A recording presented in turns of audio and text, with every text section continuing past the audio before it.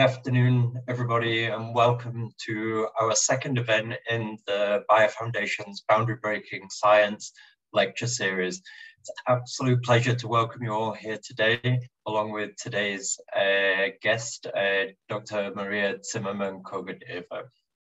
Now, I think most of you are, sorry, my screen did not change, one moment.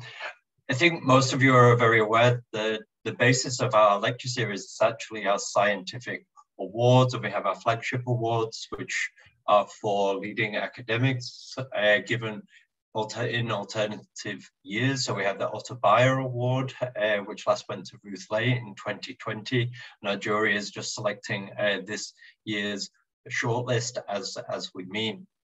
Last month, I hope many of you were able to join us for the lecture from Kai Jonsson, so the Handsome Family Award winner for 2021. Though I have said it previously, and I will say it again, my favorite awards are really the Early Excellence in Science Awards that go to young breakthrough talents that are already having a huge impact on their fields. And we give these annually in biology, chemistry, medical science, and data science. And Maria is this year's winner of the Data Science Award. Now, this lecture series, the goal is to build a bridge between these brilliant scientists and our Bayer R&D organization, as well as our wider scientific network and also our partners. And it's this role in building relationships between scientists that the Bayer Foundation really has at its core. This year, we formalized our scientific network.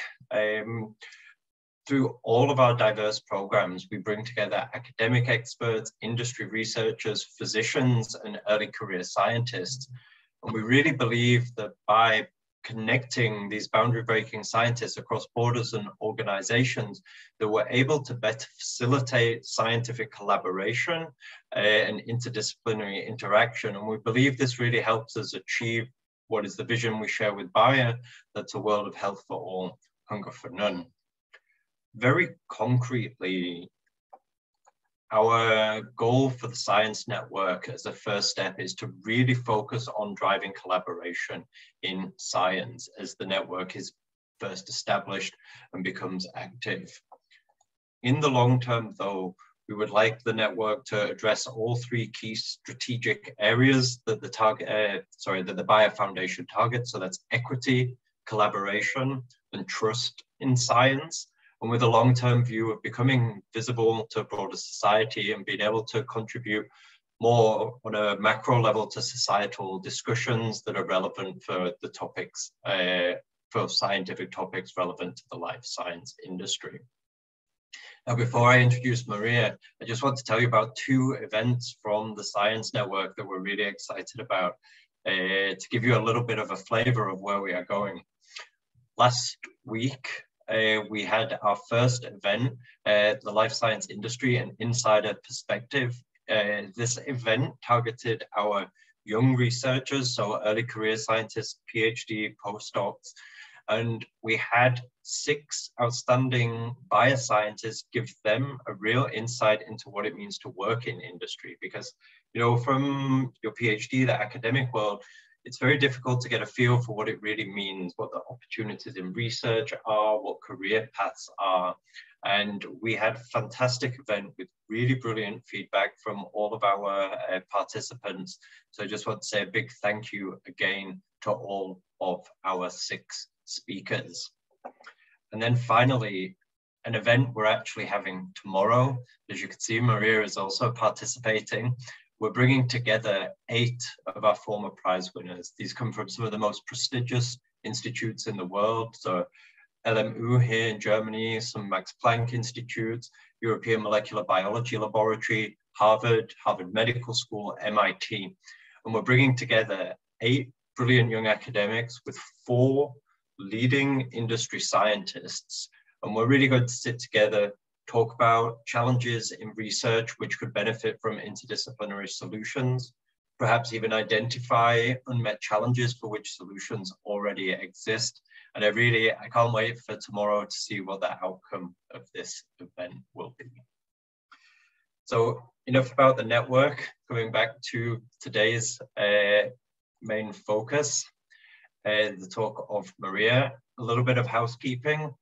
Please use the Q&A tool to ask your questions. I will put all of these to Maria at the end of the session. The recording of today's lecture will be available in our team space for those of you who want to watch again, or for those who can't join. We will post the link to the team space directly in the chat. And also directly after today's lecture, we're having an open discussion with Maria. So I encourage you all to join that. If last month's session was anything to go by, we'll again have a really fantastic and open discussion about science. And I'd just like to say a big thank you to Rami Amar from Medical and Clinical Affairs for Phytomedicine in Consumer Healthcare, and Judith Gunter from Computational Molecular Design in Pharma, who will host this session and discussion with Maria.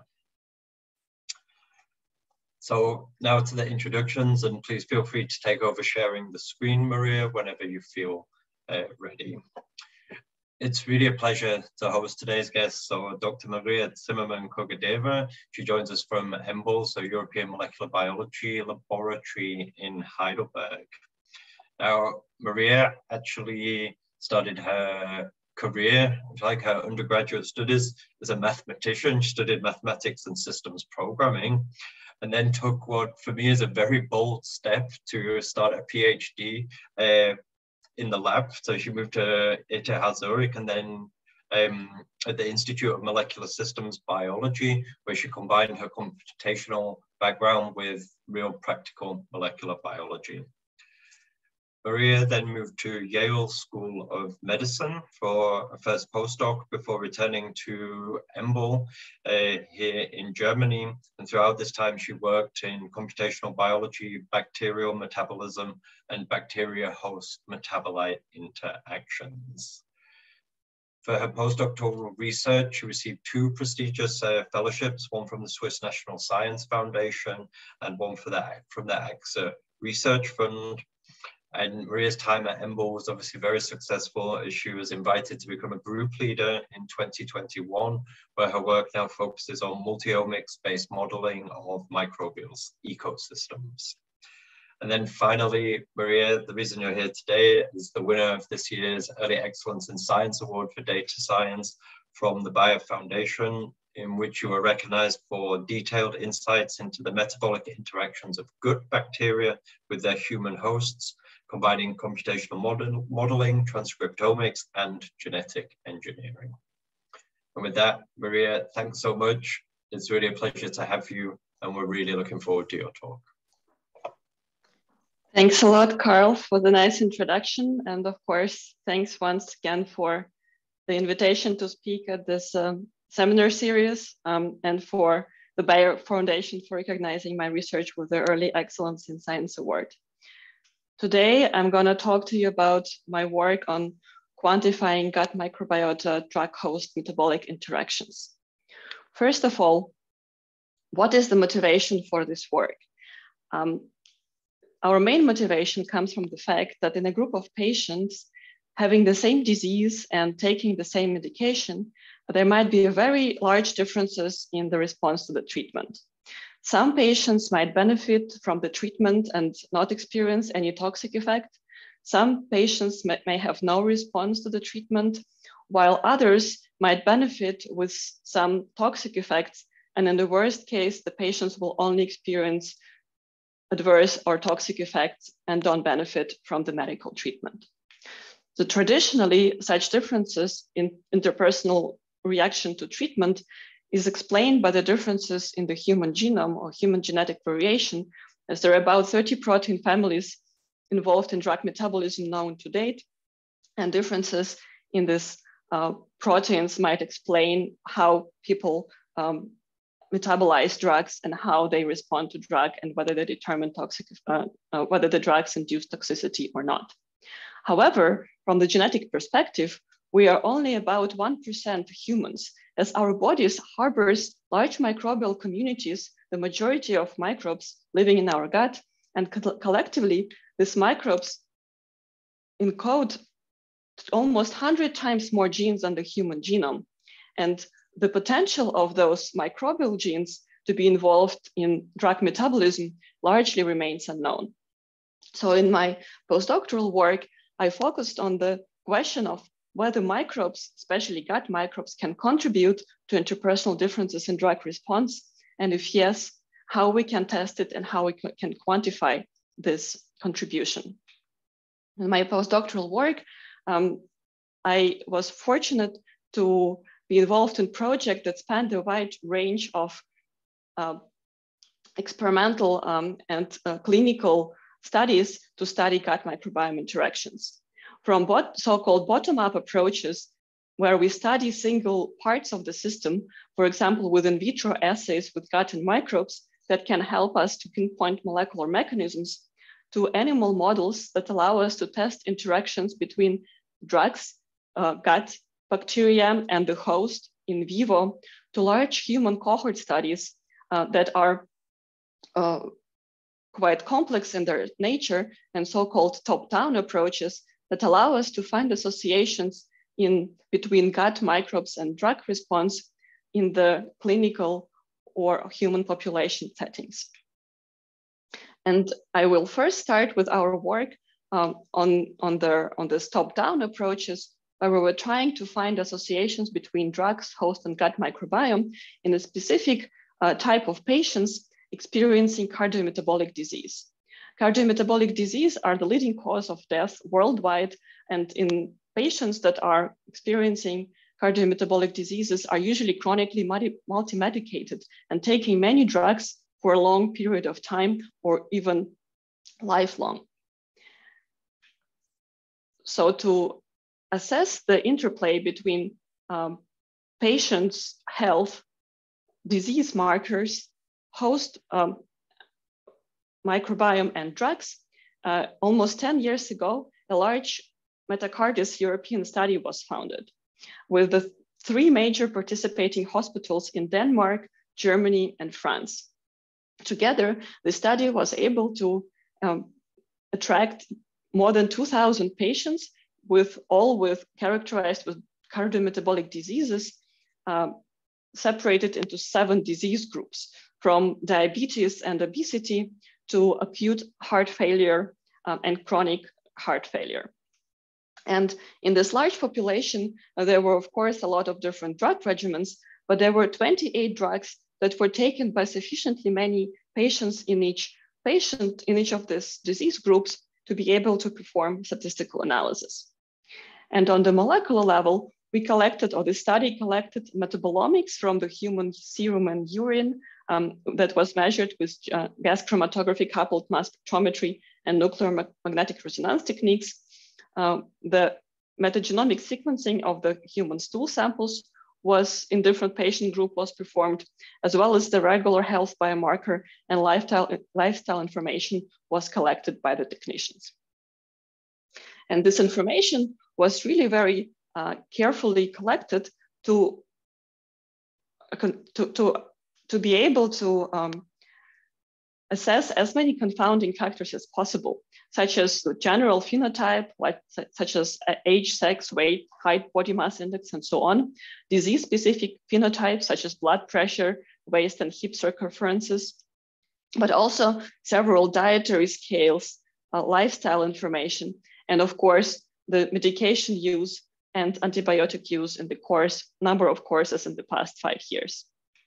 And to disentangle these complex relationships between features, values, disease status, and potential confounding factors, my colleagues, Sophia Forslund and her PhD student, Till Birkner, who were spearheading this study back in the days, developed a feature deconfounding pipeline called meta-deconfounder. And I would like to walk you schematically through how this pipeline works.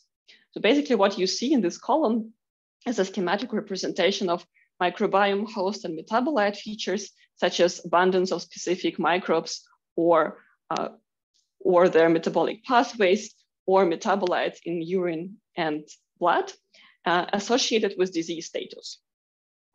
And we also calculated naive associations between each of these features and each of the potential predictors of covariance that I showed you in the previous slide.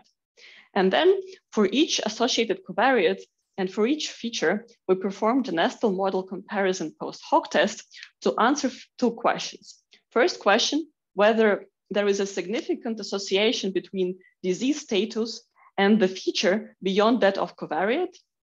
And second question, whether there is a significant association of the covariant and the feature beyond that status of diseases. If the first question is answered positively and the second question is answered negatively, then we say that this disease feature association is confidently confounded because disease signal is not reducible to any of the tested covariates. If both of these questions are answered negatively, it means that both the disease and the covariate signal is lost when we account for the other. So the feature-disease relationships are ambiguously confounded. And finally, if the disease signal is lost when we take into account one of the covariates, then this association between features and diseases are confounded. And to show you the work of this pipeline in practice, I will focus on the type 2 diabetes group in our cohort, where altogether we found that there were 2,845 naive associations between different host and microbiome features and type 2 diabetes diseases. But after the deconfounding pipeline, we found that only 40% of these features were confidently deconfounded and the relationship with disease remained, whereas 45% of features were confounded by one of the factors measured in our study. And probably not surprisingly, given the body of literature that is accumulating on the drug microbiome interactions, we found that the major confounding factors were drugs. As you can see in this green panel here, there were a lot of drug microbiome and host feature associations that were subset of the confounded features. So we focused specifically on this drug host and drug microbiome interactions in cardiometabolic diseases. And the pipeline allowed us also to separate drug effects that are schematically shown here in green. So drug effects we call the association between drug and feature if the effect of the drug is the opposite of the association between this feature and disease. And disease severity markers if both disease alone and drug treatment are shifting the levels of this feature to the same direction. So for example, disease and both diseased patients and drug medicated patients have lower level of specific blood biomarker or higher level of specific microbe in their gut. And what we summarized in this heat map is the number of features of the host separated by different classes, such as host phenotype, serum metabolites, urine metabolites that are classified as potential drug effects or potential disease severity markers. And we clustered drugs based on how many features of each category and in what type of interactions we could detect. And what we found is probably quite reassuringly that there were classes of drugs that have the same indication, for example, anti-diabetic drugs, antithrombotic drugs, or antihypertensive drugs that clusters together, suggesting that they have similar effects on the host features. When we performed the same analysis separately for microbiome features, such as abundance of microbial species, specific pathways of microbial metabolism, or even alpha diversity in the gut, we found that the effects of drugs on microbial features were much more diverse, even within drugs with the same indication. And the drugs that have the most effects on microbiome features were anti-diabetic drugs, sulfonylurea and metformin, and proton pump inhibitor highlighted here in blue. What the study also allowed us to assess is the polypharmacy effects. So the effects of co-administration of several drugs on the same host and microbiome features. More than 1,000 individuals in our study were prescribed more than one drug with the average intake of 3 drugs per patient. And some patients were receiving up to 13 different drugs per day. And this little graph shows schematically the most frequent drug combinations, where the thickness of line corresponds to the number of users. And the most common drug combinations are statins with aspirin, statins with beta blocker, or metformin with beta blocker, or statin in our cohort. And what we then looked at is whether there are synergistic effects of drug combinations on host and microbiome features. So this diagonal matrix shows the number of features associated with drug administration separated by host features in green on the lower part of the matrix, or microbiome features in brown on the top part of the matrix. So here, for example, proton pump inhibitors have a large effect on the microbiome features and fewer effects on the host features. Each element of this matrix that corresponds to two different drugs depicts the number of features that are synergistically affected by this drug combination compared to each of these drugs alone. For example, we found that statins in combination with other drugs, especially with calcium antagonists, metformin, and aspirin, have the more synergistic effects on the host features, as it had many more effects in combination with these drugs compared to each drug alone. On the other hand, on the microbiome features, the largest synergistic effects were observed for loop diuretics taken together with aspirin as ACE inhibitor or beta blocker, as shown here on the very top row of this matrix. What we also tried to do was assessing potential mediation effects, where some of the drug effects on the host features could be mediated through the microbiome or vice versa. To do this, we built a simple mediation analysis that was modeling each feature, being a microbiome or a host metabolic feature, as a function of drug and mediator, and separately a mediator model that was modeling the mediator as a linear function of the drug. And we got some statistical significance on how likely it is that the feature drug association is mediated by the mediator feature. And this is just a snapshot of these findings. For example, we found that statins and calcium antagonists synergistically increase the abundance of allostepe species in the gut, and at the same time synergistically lowered the VLDL cholesterol levels in the blood. And there was a negative correlation between this microbiome feature and the host feature, suggesting that some of the drug effects might be mediated through microbiome. But of course, this type of analysis is only hypothesis generation, and specific mechanisms have to be studied in follow-up experiments. So to summarize this top-down approach, this large human study of a specific type of diseases allowed us to state that drug or medication affects host and gut microbiome features even more than disease does. And highlighting that drugs have to be taken into account when searching for disease biomarkers, because disease microbiome and disease host relationship are often confounded by the drug intake. The study also allowed us to look at the combinations of drugs and how they synergistically affect certain metabolic markers in the host or microbiome species abundances.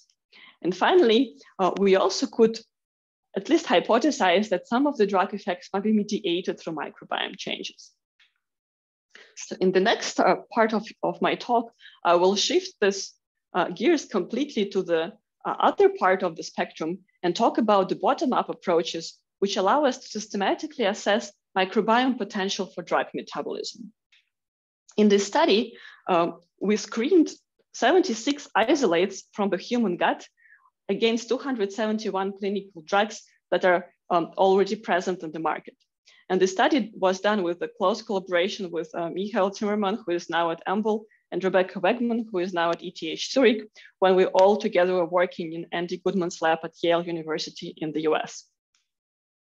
So this screen was performed with liquid chromatography coupled to mass spectrometry to measure the abundances of drugs after 12 hours of incubation with each of the bacterial species. What we found was that 66% out of the 271 drugs were metabolized by at least one bacterium, as shown by this heat map, where light color suggests full metabolization of the drug by bacteria, and gray color depicts partial metabolization of drug by this bacteria. This drug metabolism patterns clustered microbes corresponding to their phylogenetic relationships, indicated here by color, with red bacteria, blue bacteria, and yellow bacteria belonging to the same phylum, or each of the color indicates different phyla, suggesting, probably not surprisingly, that related bacteria have the capacity for similar metabolic action on the drugs, on different drugs. We also found that there were some clusters of the drugs that suggested similar chemical transformation. For example, here, cluster on the bottom of 5 drugs, we found that all of these 5 drugs had the same chemical subgroup of acetyl subgroup suggesting deacetylation. So we next asked whether we can identify products of this microbial drug metabolism. And to answer this question, we took advantage of the nature of this experiment, where we could compare we also collected untargeted metabolomics, not only targeted measurements of the drug concentrations. And in this untargeted metabolomics data, we could look for metabolites that were associated with the presence of a certain drug, depicted here in blue, compared to all other samples that didn't contain this drug. And this volcano plot on the right shows the fold change of metabolite abundance on the x-axis and the significance of this fold change between the drug-containing pool and the non-drug-containing pool. So we did it for each drug and each bacterium. And here I'm showing you an example for Catalyzing, also a cardiac drug incubated with a common human gut bacterium, Bacteroides tetraeta omicron. And what you can see on this plot is that there were 2 metabolites that were significantly associated with the presence of diltiazem. One metabolite is diltiazem itself, which is a good positive control. And another metabolite is 42.011 Dalton lighter than the parent metabolite, suggesting in this case that this is a deacetylated form of diltiazem.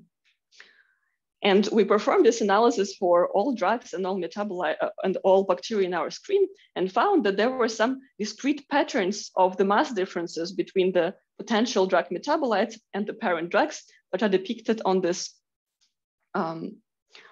histogram. For example, the distance of the mass shift of 42.011 Dalton, we found 9 times, and for all of these drugs, there was an acetyl group present in the structure, suggesting that all these drugs underwent deacetylation, and some of these drugs even underwent double deacetylation, where the mass was 2 times the acetyl group difference. So then we asked, okay, if we now know what reaction bacteria perform, can we identify bacterial genes that are responsible for this specific drug transformation?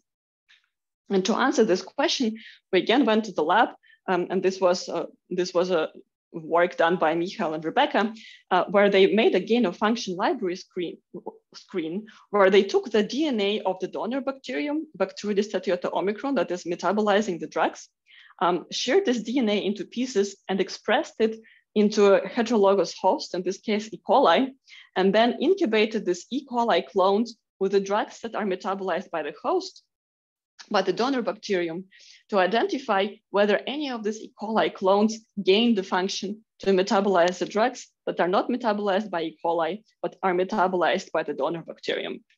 And here I'm showing you an example of this analysis where this scheme shows the 4 384 deep well plates, and each square here is 1 E. coli clone.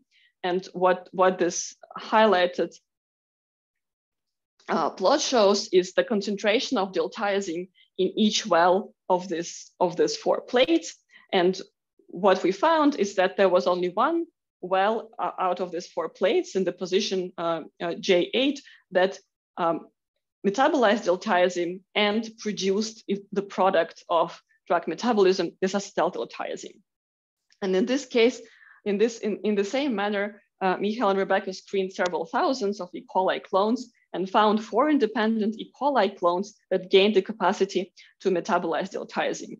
And when we mapped these 4 clones to the donor bacterium genome, we found that all these 4 clones mapped to the same region, covering gene 1496 from the donor bacterium genome. We then went back to the lab and showed that 1496 is necessary to metabolize diltiazem as E. coli expressing the clean gene construct gains the capacity to convert drug to metabolite. And it's also necessary to metabolize 1496 as we can make a clean genetic knockout in the B-theta iota omicron, and which is shown here in black. And this clean genetic knockout compared to the wild type bacterium in red loses the capacity to metabolize diltiazem. And when this gene is brought back to the bacterium in the complementation strain, the bacteria again can convert diltiazem to this acetyl-diltiazem. And finally, what we also tested whether this gene plays a role in drug metabolism in vivo in a germ-free mouse model, about which I will talk a little bit more in a bit later. But basically what we did, we took a germ-free mice that are completely sterile, and we colonized them either with the wild type or the mutant strain of B-theta iota omicron with this identified gene knockout. And we found that there was significant differences in the drug and metabolite levels in the gut of the mice, suggesting that the single bacterial gene was affecting diltiazem metabolism in vivo as well. Diltiazem is just one example.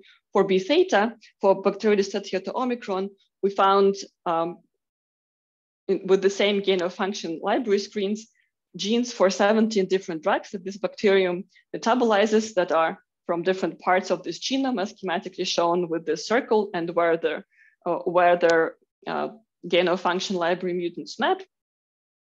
And we could build a drug bacterial gene metabolite network of experimentally validated links between microbial gene and the drug transformation, and in many cases also the product of this drug transformation.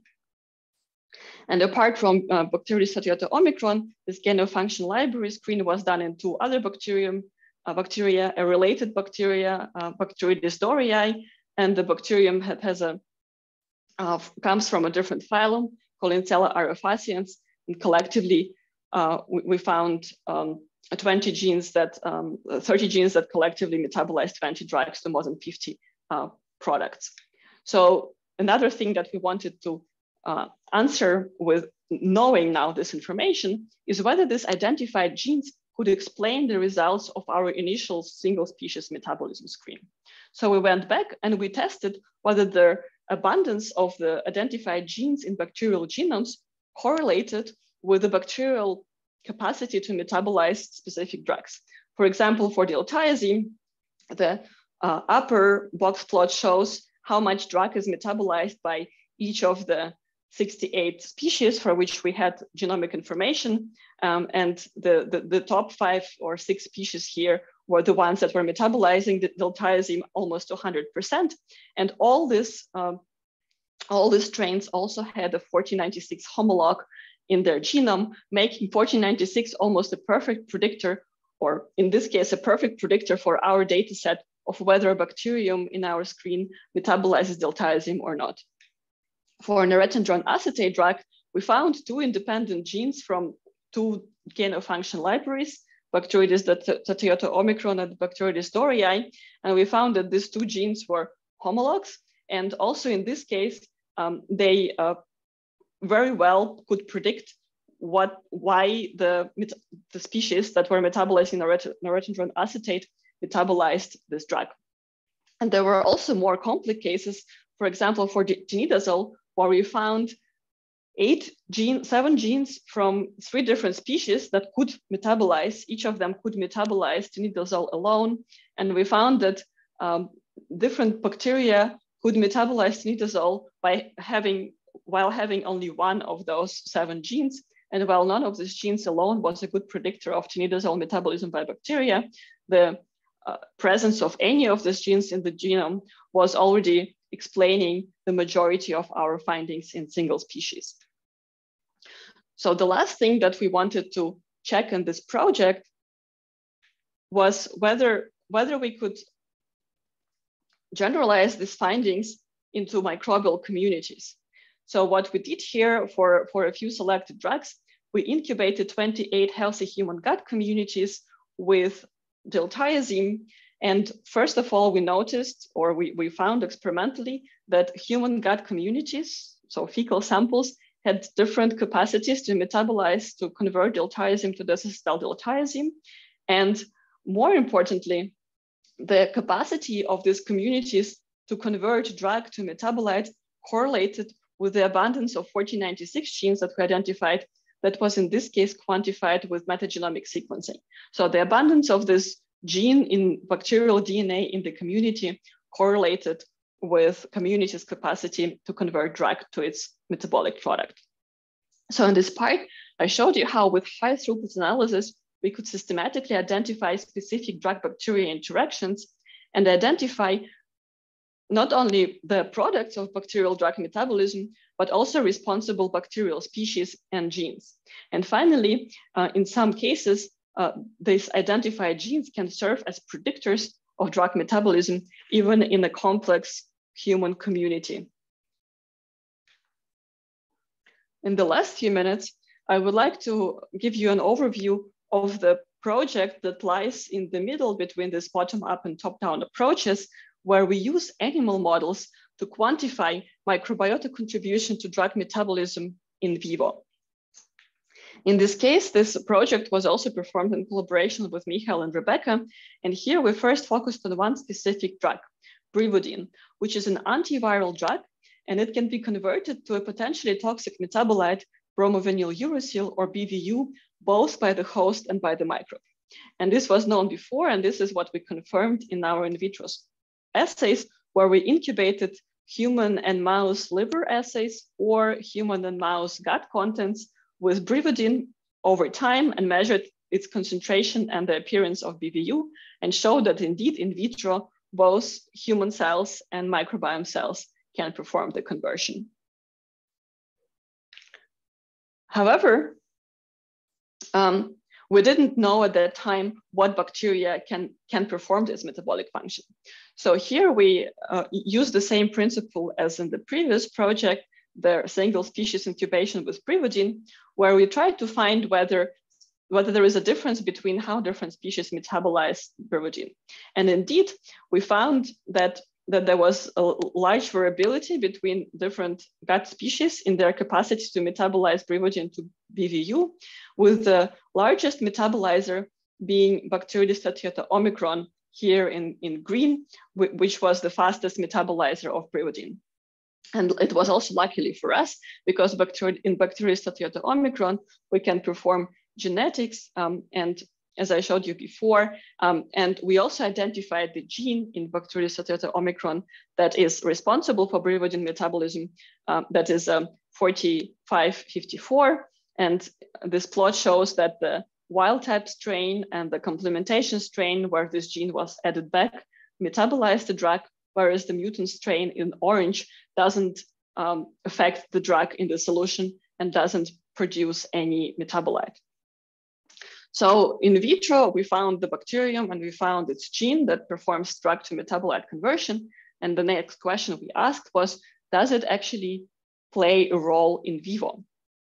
And here we used the notobiotic mouse facility in Andy Goodman's lab, where we had mice that are completely sterile and they live in the bubble.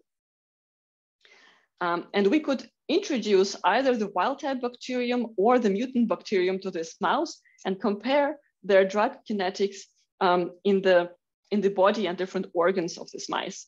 So we administered Brividine to the wild type and mutant colonized mice and measured Brividine and BVU concentrations over time in different mouse tissues.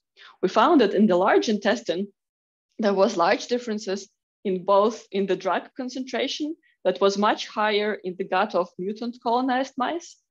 And also there were higher levels of the drug metabolism product in the wild type colonized mice, suggesting that potentially microbes in the gut converted the drug to metabolite.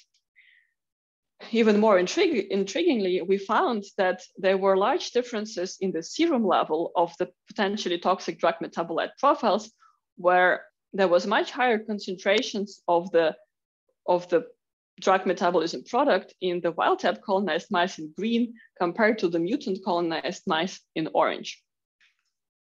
So to quantify host and microbiome contributions to Brividine metabolism, we built a physiology-based pharmacokinetic model that explicitly models the gut microbiome compartment. So when drug enters the body, it can be either absorbed from the small intestine and enter systemic circulation, where ultimately it can be metabolized by the host or get eliminated from the system, or it can propagate down the gastrointestinal tract and get eliminated in the system. And in this case, where the mice are colonized with mutant gut bacteria in yellow, there is no microbial component. So the drug just propagates down the gastrointestinal tract without being touched by bacteria. And these processes are traditionally described with a system of ordinary differential expression, where, for example, ordinary differential equations, where, for example, the concentration or the abundance of the drug in the serum is proportional to its absorption and negatively proportional to its elimination and host metabolism. So we use the data from the mutant colonized mice to estimate the parameters of host metabolism and propagation in the system. And then we looked at the data of the wild type colonized mice, which had active bacteria in the gut and could in turn convert this drug that was left in the large intestine into metabolite. And this metabolite could either propagate also down the gastrointestinal tract or get absorbed in systemic circulation. So we used only the data from large intestine to estimate the drug to metabolite conversion. And then in combination with the data, with the parameter estimates of drug metabolism in the host from the mutant case, we could predict how much of the microbial produced metabolite will be absorbed in the systemic circulation. And together with the predicted host produced drug metabolite, we could show that our model quantitatively explains the differences observed between the two mouse groups with active or not active microbiota in the gut. And this model allowed us to quantify that the differences that we see in the toxic drug metabolite in the serum is indeed coming from the microbiome. And microbiome in this case contributed 70% of the toxic drug metabolite exposure in the mouse. And Brividine was, of course, just one example, but we also could show that this model can be generalized to a more complex case, for example, and a different type of drug. For example, an neuroactive drug clonazepam that has a bit more complex metabolism patterns that can also undergo intrahepatic circulation through bile, and that can be metabolized to 3 different metabolites by host and microbiome. And also for clonazepam in our mouse model, we showed that there are large differences between germ-free mice that don't have any microbiome and conventional mice that have a fully native microbiome. And even for clonazepam as well, microbes were the major contributors of the aminoclonazepam and aminohydroxyclonazepam metabolic products of clonazepam levels in the serum. So with this germ-free mouse models and pharmacokinetic modeling, we could perform experimental dissection of host and microbial metabolism in an animal model and have a mathematical model that allows us to assess the different parameters of these interactions and also quantify how much microbes contribute to metabolism of this particular drug in vivo.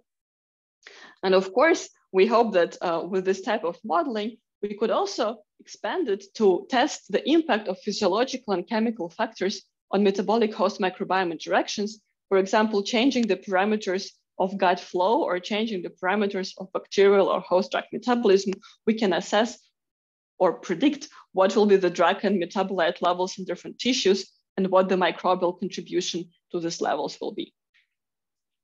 So with this, I gave you an overview of the 3 different types of approaches that we are using to mechanistically investigate microbiota host drug interactions and come from their in vitro mechanistic studies where we understand how different parts of the system work together to more complex animal models, and eventually at some point human studies where we can test their identified associations in their large clinical cohorts, or vice versa, test their associations found in the clinical cohorts in vitro to validate the hypothesized mechanisms.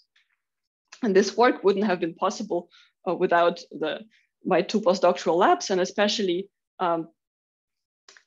Andy, Natasha, Rebecca, Michael, and Whitman from the Yale University, where most of the experimental data that I was showing you today was acquired, and the Borg lab at EMBL Heidelberg, especially Per, Renato, Michael, and Sebastian, who were involved in the Metacardias project, and my Metacardias collaborators, Sophia, Rima, Laios, and Thiel, with whom we were working closely together to finalize this project, and the sources of my postdoctoral funding. And in the last 1 minute, I just want to give you a quick overview of where my newly formed lab is heading now. So we are continuing to work in the microbiome field, and our goal is to continue combining modeling and machine learning with experimental data to quantify and predict single species and community metabolism, and also elucidate metabolic functions in gut bacteria beyond drugs, for example, with diet-associated compounds, neuroactive compounds, or food, for example, food products. And we also work on integrating different levels of multi-omics data, such as metagenomics, metatranscriptomics, metabolomics, in order to probe microbial gene functions and metabolism across molecular level and start to understand how different parts of the system come together to form a complex phenotype. And with this, I thank you for your attention, and I'm happy to take questions. Maria, thank you really very much for a great presentation. I think there's a lot of food for thought for a lot of people there. And I mean, throughout your presentation, you really showed us how we potentially historically underestimated the impact of bacteria in drug metabolism and the impact that has for drug discovery, especially. Thanks so much. We have a lot of questions already in the chat. I will try and bring them together. Shall I stop sharing? I can. Yeah, please feel free, unless you think you will go back, but I think we can just go for the Q&A directly. I try and reorganize the questions a little bit to bring the key ones together, but we start with potentially a simple question to answer. Does deacetylization inactivate diltiazem?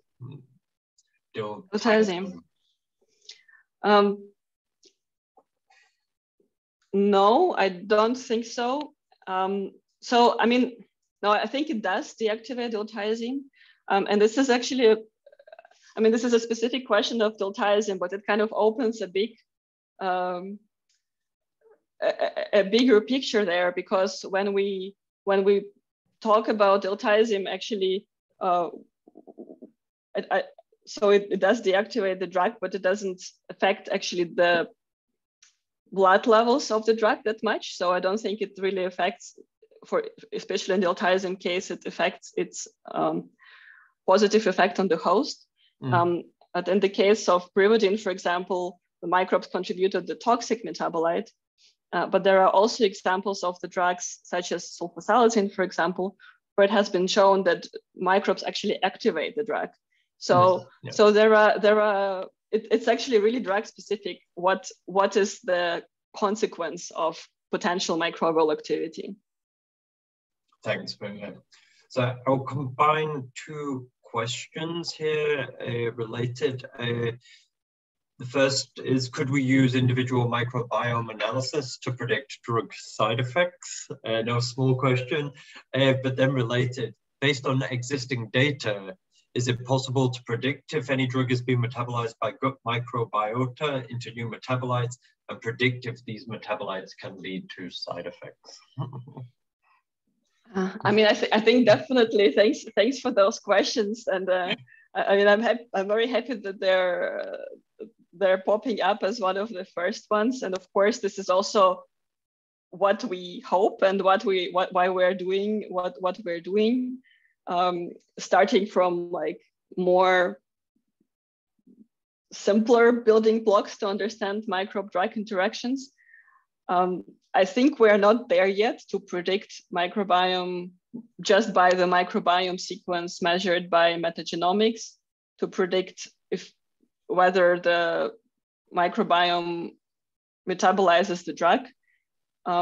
It seems to be potentially working with diltiazem, but again, it's just a small sample of healthy humans in laboratory conditions. So we don't know what's happening in vivo and how much of the drug actually is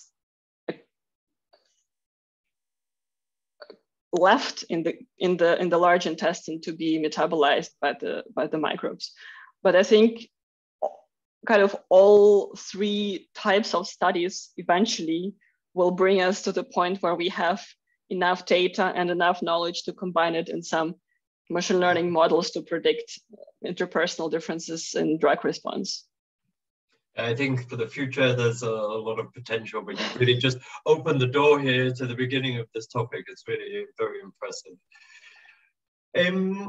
Okay, also a bold approach here, but I think a very interesting question. Is it possible to design prodrugs that are metabolized to effective drugs by the good bacteria? I think potentially, yes. I'm definitely not an expert, and I think that's also, you know, a part of the conversation that we are having here, right, with the experts in drug development and drug design. I think there are clearly indications that there are patterns of like what conformations or what chemical transformations are performed by microbes.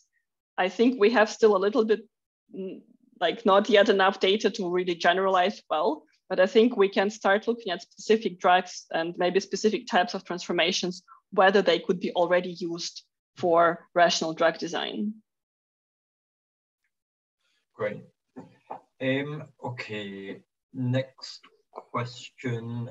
What is your opinion on microbiome depletion studies based on antibiotic administration? Well, I mean, it's a whole you know, new world. Actually, in our the first study that I showed in the metacardia study, we also looked a little bit at the effect of antibiotic courses on the gut microbiome, because we did have records for patients in how many antibiotic courses they had in the past 5 years. So we could look whether in these patients we saw less or more variation in microbiome. And even in this, in our hands, we found that indeed, the more antibiotic courses people had in the past 5 years, not related to their disease, the less diverse microbiome was, and also the more genes that are associated with antibiotic resistant or antimicrobial resistant genes were staying in their or appearing in their stool samples. So, I mean, in principle, antibiotics, I think, should be used when they are indeed needed to to treat the patient, but definitely we should be careful in using them without absolute need, because we just cannot even assess fully the impact, and it also will probably be individualized depending on the person's microbiome, what will be the effect. Yeah, thanks, Maria. Okay, so lots of compliments for the presentation as well, Maria. Thank you. Really a lot. Next question. It appears certain gut microbiome can in certain settings predict metabolism and therefore responses to some therapies. What would be the practical challenges to introduce this co-introductions concept into a real-world patient management or in a clinical trial setting? We have really big questions today. There's fantastic questions. So the question of co-administration with drug and micro potentially. Yeah, and how to bring this into patient management and clinical trials. Yeah, I mean, I don't think I'm it's in my field of expertise, in how doable it is from the technical perspective and from the clinical and legal perspective.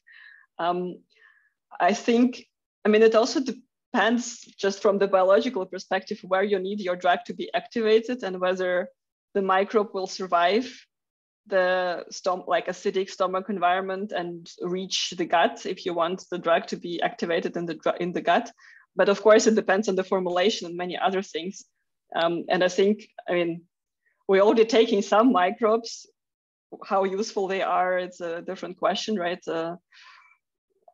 Together with medication. And it's also, I don't know, I'm not aware, maybe there are studies like, for example, how probiotic bacteria are affecting the drug. So if you take a drug and you take probiotics, actually, is there any interaction along the way? I don't know. Yeah, thanks for okay, next question. What is your opinion on possible biomarkers for known drugs and profiling based on different types of microbiomes, e.g. healthy versus dysbiosis, high protein, fat microbiomes versus vegetarians? Yeah, I think this is probably one of the, in my opinion, probably one of the goals that can be achieved faster. Okay. Like identifying a biomarker of drug response if we have enough patients of specific drug that are already taking it, right? Because we can start with a top-down approach and identify a biomarker, and then go down to bottom-up approach and validate this biomarker in the lab and show indeed that this microbe can metabolize the drug or activate or deactivate the drug, and this can explain. And this would be probably, in my opinion, without being an expert in the field, easier to bring to the clinics where you say, okay, based on stool sample, you should take drug X or drug Y because of your microbiome. Yeah, thanks for okay, so question from an organic chemist here. Oh no. Let's see. I feel like you have the potential to find a lot of genes coding for enzymes making useful transformations for organic chemistry. That's a great question. Have you been in touch with organic chemists, biochemists to sort of look into this as biocatalysis at the end of the day? Or biotransformations? Not yet, not systematically. But I think it's, I agree that there's potentially like a very good basis for collaboration with chemistry, also because out of like about 30 genes that we identified with this naive genetic screening, about half of them were actually not annotated. So we couldn't predict it, at least based on the current state of genome annotation and homology modeling, that they would be making this, that they would be performing this transformation. So I think we also learn more about what types of chemistry microbes can do with using drugs as a chemical tools to probe like the native microbiome metabolism. If that's something you're excited to explore, let us know and we can definitely connect you to the right people. Thank you. We just have 1 minute. There's still quite a lot of questions. What I will do is I will take a note of the questions and make sure we continue answering them in the next chat. But perhaps if you had a quick answer, Maria, I will ask one more question. Many antibiotics are elaborated by microorganisms themselves as evolutionary survival mechanism. Do we know how this affects the microbiome?